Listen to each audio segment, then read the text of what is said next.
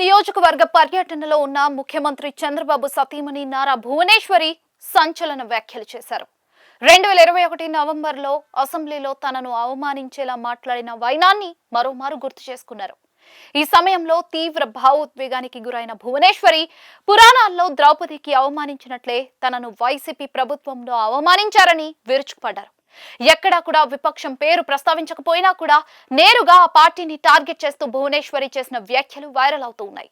ముఖ్యమంత్రి సొంత నియోజకవర్గం కుప్పం వ్యవహారాలను పర్యవేక్షిస్తున్న ఆయన సతీమణి భువనేశ్వరి గత 3 రోజులుగా పర్యటిస్తూ ఉన్నారు. ముందస్తుగా ప్లాన్ చేసుకున్న పలు కార్యక్రమాలకు హాజరవుతూ ఉన్నారు.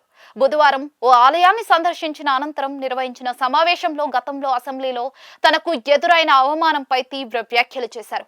ఒక స్త్రీ గురించి మాట్లాడే హక్కు ఏ మగాడికి లేదని హెచ్చరించారు.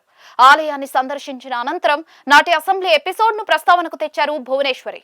నేను ఎప్పుడూ ఆ విషయంపై మాట్లాడటానికి ఇష్టపడలేదు, కానీ ఇవాళ ఆ ద్రౌపది అమ్మను చూశారు. ద్రౌపది భర్తను అవమానించాలనే ఉద్దేశంతో నిండు సభలోకి తీసుకొచ్చి ఆ అమ్మ చీరలాగి అవమానించారు. అట్లానే మన అసెంబ్లీలో చంద్రబాబు నాయుడు గారిని హింసించాలని, ఎదురు దెబ్బ కొట్టాలని నా పేరు లాగారు, నా గురించి మాట్లాడారు అంటూ తీవ్ర ఆవేదన వ్యక్తం చేశారు. తన కోసం మాట్లాడటం ఎవరికీ అవసరం లేదని, దమ్ముంటే మగాడుగానే నిల్చొని మాట్లాడాలి, ఒక స్త్రీ కోసం మాట్లాడకూడదు అంటూ తేల్చి చెప్పారు. ప్రతి మహిళకు తన కోసం తాను తెలుసుకుంటుందని, ఇతరులు ఎవరూ మాట్లాడటానికి అర్హత లేదని తేల్చి చెప్పారు భువనేశ్వరి. ఇక నాటి దుశ్వాసన పర్వంలో కృష్ణుడే దిగివచ్చి ద్రౌపదికి అండగా నిలిచాడని, ఇప్పుడు ప్రజలే దేవుడి రూపంలో తమ కుటుంబానికి రక్షణగా నిలిచారని ఆనందం వ్యక్తం చేశారు.